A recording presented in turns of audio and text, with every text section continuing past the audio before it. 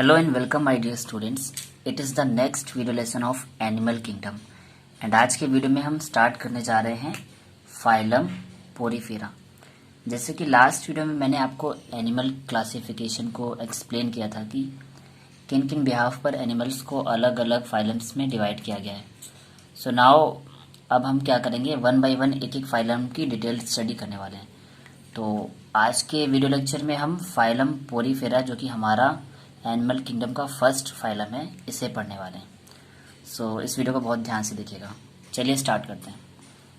First of all, phylum porifera के जितने भी मेंबर्स हैं are commonly known as sponges. यानी फाइलम पोरीफेरा के जितने भी ऑर्गेनिज्म देखने को मिलेंगे हम उन्हें कॉमन वर्ड में स्पंजेस के नाम से जानते हैं। And the study of sponges is known as parazoology. ये पॉइंट इंपॉर्टेंट है, पूछा जा सकता है आपके एग्जाम में कि हम पोरीफेरा की स्टडी किस ब्रांच में करते हैं। तो साइंस की ब्रांच पैराजूलॉजी, यहाँ पर हम स्टडी करेंगे केवल और केवल स्पंजेस की।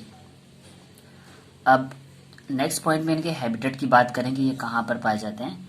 सो they are generally marine but few are found in fresh water also. यानी कि मोस्टली तो ये मैराइन होंगे, यानी कि समुद्री पानी में होंगे, सॉल्ट वाटर में होंगे, बट कुछ जो हैं फ्रेश वाटर में भी देखने को मिलते हैं। अब इनकी जो लिविंग कॉलोनी है, यानी कि किस तरह से रहते हैं, तो अगर देखा जाए दे आर सॉलिटरी और कॉलोनियल। यानी कि सॉलिटरी का मतलब होता है अकेले, यानी कि सिंगल फॉर्म में भी देखने को मिलेंगे और बहुत सारे ग्रुप में कॉलोनी बनाकर भी ये रहते हैं। तो इनकी जो लिविंग फॉर्म है वो सॉलिटरी और कॉलोनियल दोनों टाइप की हो सकती है। अब इनके लेवल ऑफ ऑर्गेनाइजेशन की बात करें तो जैसा कि मैंने बताया था, ये पहला फाइलम है और यहाँ पे सेलुलर लेवल ऑफ ऑर्गेनाइजेशन था।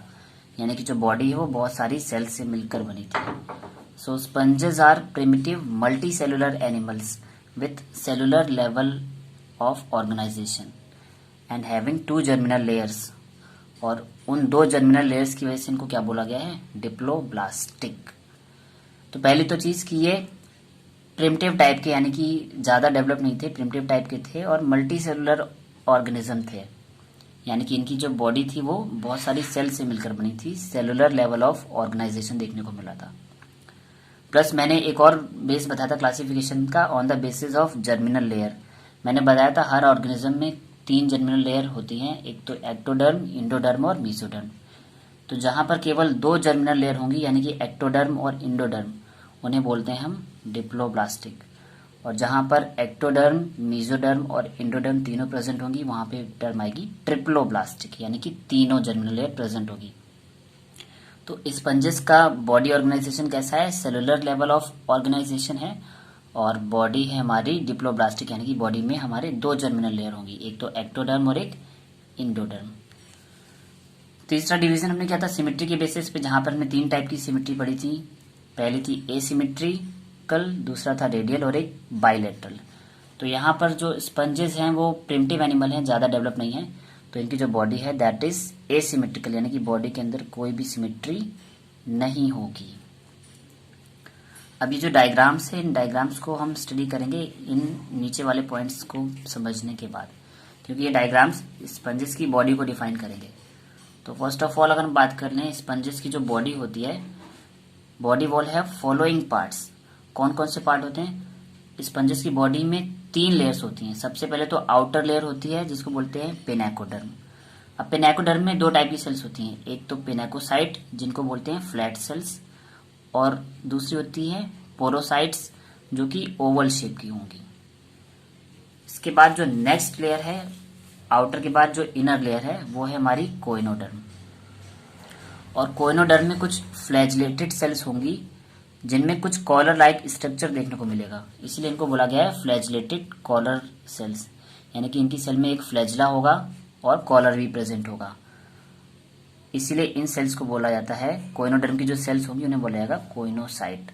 और ये जो कोइनोसाइट सेल है ये एक यूनिक कैरेक्टरिस्टिक फीचर है फाइलम पोरीफेरा का, क्योंकि इस टाइप की कॉलर शेप्ड की जो सेल्स हैं वो केवल फाइलम पोरीफेरा में ही देखने को मिली हैं। अब हमने 2 लेयर्स पढ़नी, एक तो आउटर हमारी पेनाकोडर्म, तरह से देख लेते हैं थोड़ा सा ज्वाइन करके। आउटर हमारी पिनेकोडर्म हो गई है और उसके जो ठीक नीचे जो इनर लेयर है वो हमारी कोइनोडर्म है। अब इस पिनेकोडर्म और कोइनोडर्म की जो लेयर है, इन दोनों लेयर्स के ठीक बीच में एक गैप होता है और वो जो गैप होता है वो एक जिलेटिनस मटेरियल से फिल्ड होता है और उस गैप को बोलते हैं mesenchyme. So between these two layers a gelatinous material mesenchyme is present which contain certain amoebocyte cells like। अब वो amoebocyte सेल कौन कौन सी होती हैं? पहली तो है स्क्लेरोब्लास्ट सेल जो कि हेल्प करती हैं for the formation of skeletal elements, यानी कि हमारे स्पंज की बॉडी का जो स्केलेटल है यानी कि जो इसका जो बॉडी का जो ढांचा है वो कौन बनाएंगी? हमारी मेसेनकाइम की स्क्लेरोब्लास्ट सेल। और दूसरा होता है हमारा आर्कियोसाइट सेल। ये जो है आर्कियोसाइट सेल होती हैं टोटीपोटेंट सेल, और टोटीपोटेंट सेल मैंने पिछले वीडियोस में आपको बताया हुआ है, ऐसी सेल जो कंप्लीट ऑर्गेनिज्म को डेवलप करने की कैपेसिटी रखती हैं या कंप्लीट टिश्यू को डेवलप करने की कैपेसिटी रखती है, उन्हें बोला जाता है टोटीपोटेंट सेल। तो ये जो आर्कियोसाइट सेल का जो फंक्शन होता है ये फॉर्मेशन ऑफ स्पर्म एंड ओवा करती है, यानी कि स्पंज की बॉडी में जो मेल और फीमेल रिप्रोडक्टिव गैमेट बनेंगे स्पर्म और ओवा, वो बनेंगे आर्कियोसाइट सेल से। और स्पंज की बॉडी का जो स्केलेटन है यानी कि जो बॉडी का जो ढांचा है वो बनाएंगी स्क्लेरोब्लास्ट सेल। तो हमने 3 टाइप की लेयर पढ़ ली। सबसे बाहर जो आउटर लेयर है जिसको हमने बोला गया है पिनेकोडर्म, सबसे अंदर की लेयर कोइनोडर्म और जो बीच की लेयर है वो है हमारी मेसेनकाइम। अब जो मेसेनकाइम है वो थोड़ी सी जिलेटिनस है, यानी कि थोड़ी सी ग्लू टाइप की है, गमी लेयर है, यानी कि थोड़ी सी चिपचिपी लेयर है ये। अब इन सारी की सारी लेयर्स को हम एक डायग्राम्स के थ्रू एक डिटेल में समझ लेते हैं। तो देखिए जो ये डायग्राम बनाया है ये इन्हीं लेयर्स को एक्सप्लेन करने के लिए मैंने ड्रॉ किया हुआ है। कुछ इस टाइप से स्पंज की बॉडी होती है। अब देखिए जो ये जो आउटर लेयर है इसको बोला गया है पिनेकोडर्म। इसके ठीक अंदर में जो ये ब्लैक कलर से जो थोड़ी सी मोटी लेयर है इसे बोला गया है कोइनोडर्म।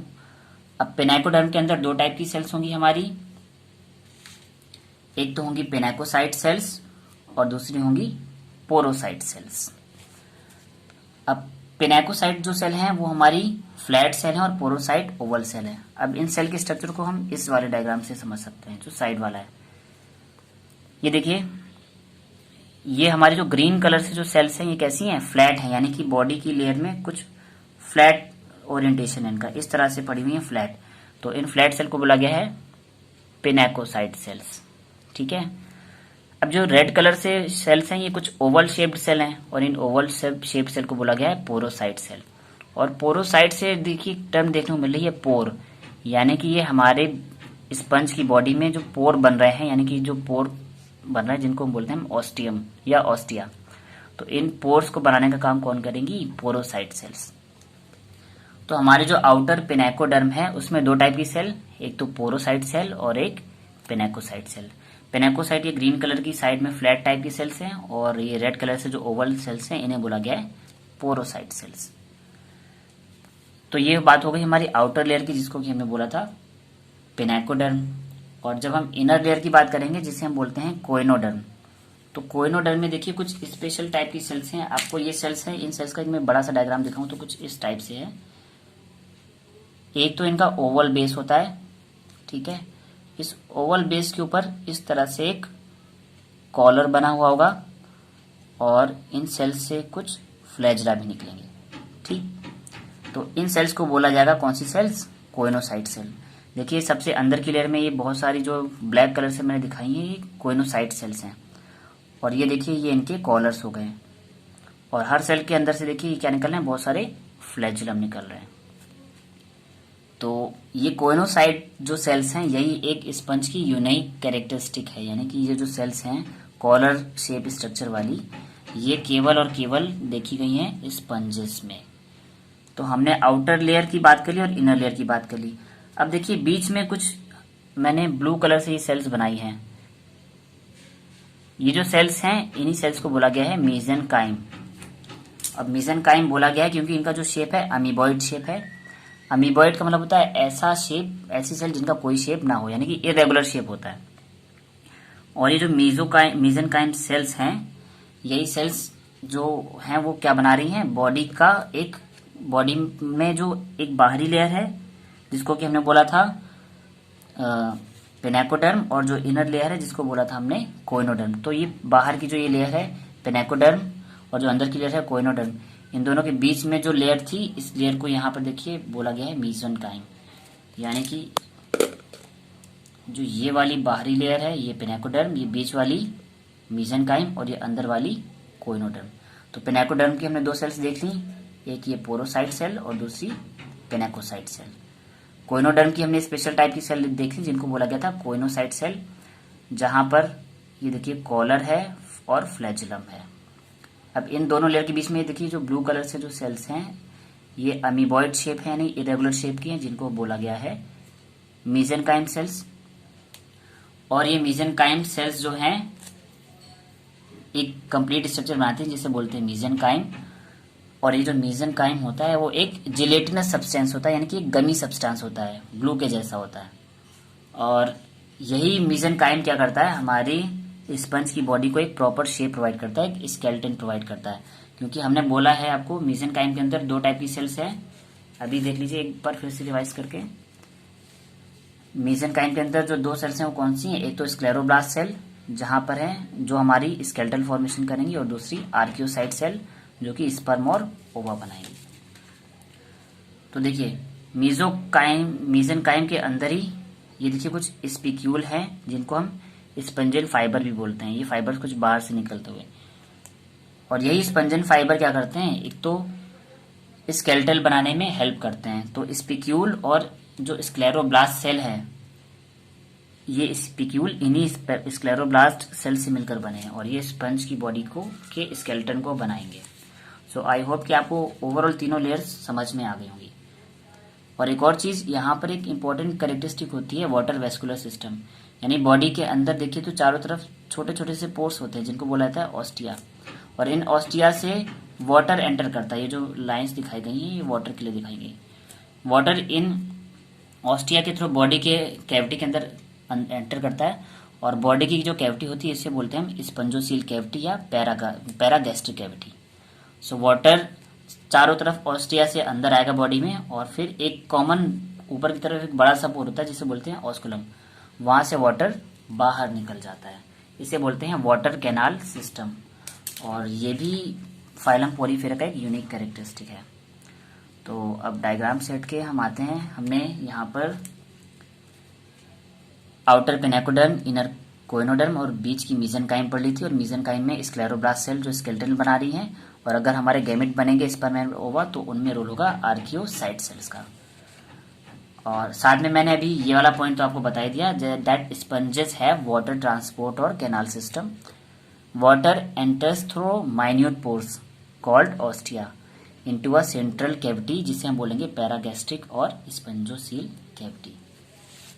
सो एक बार अगर फिर से रिवाइज कर लें तो देखिए ये ऑस्टिया है, यहाँ से वाटर एंटर करेगा बॉडी के अंदर और फिर बाहर निकल जाएगा ऑस्कुलम के थ्रू, और वाटर एंटर करेगा तो जिस कैविटी के अंदर आएगा उस कैविटी को बोला गया है स्पंजोसील कैविटी या पैरागैस्ट्रिक कैविटी। तो ये जो छोटे छोटे से पोर्स हैं जहां से वाटर एंटर कर रहा है इन्हें बोला गया ऑस्टिया, और अंदर जब आ जाएंगे बॉडी की कैविटी में उसे बोला गया स्पंजोसील कैविटी, और फिर ये वाटर कलेक्ट होकर ऑस्कुलम से बाहर निकल जाता है। अब ये वाटर के अंदर बाहर जाने का बॉडी में रोल क्या है इसे समझ लेते हैं हम। तो water canal system help in food gathering, respiratory exchange and removal of waste, यानी कि जो वाटर करंट के थ्रू वाटर आता है उसी के थ्रू जो बॉडी की जो स्पंजोसील कैविटी है ये फूड को कलेक्ट कर लेगी। साथ में रेस्पिरेटरी एक्सचेंज भी हो जाता है, यानी कि उसी वाटर करंट के थ्रू ये ऑक्सीजन को भी कंज्यूम कर लेंगे। साथ में रिमूवल ऑफ वेस्ट, यानी कि ऑस्कुलम से जितना भी वाटर जाएगा बाहर उसी के साथ साथ ये बॉडी के एक्सक्रीटरी मटेरियल यानी कि जो भी अनवांटेड पार्टिकल हैं वो बॉडी के बाहर निकाल दिए जाएंगे। Next important point, body skeleton is made up of spicules और स्पंजिन फाइबर्स। अब जैसे कि मैंने बताया था जो बीच की जो बॉडी की लेयर थी जिसे बोला गया था मेसेनकाइम, मेसेनकाइम में स्क्लेरोब्लास्ट सेल और आर्कियोसाइट सेल्स। तो स्क्लेरोब्लास्ट सेल से जो स्ट्रक्चर बनेंगे उन्हीं को हम बोलेंगे स्पिक्यूल या स्पंजिन फाइबर, जो बनाएंगे बॉडी के देखिए स्केलेटल एलिमेंट्स हैं, यानी कि बॉडी के स्केलेटन को बनाएंगे, बॉडी को एक प्रॉपर शेप प्रोवाइड करेंगे। अब यहां से इनकी रिप्रोडक्शन की बात कर लें तो first of all sexes are not separate, यानी कि कैसे हैं, हर्माफ्रोडाइट। और एक और वर्ड यूज करते हैं हर्माफ्रोडाइट के अलावा, बाइसेक्सुअल। ठीक है, बाइसेक्सुअल या मोनोइशियस।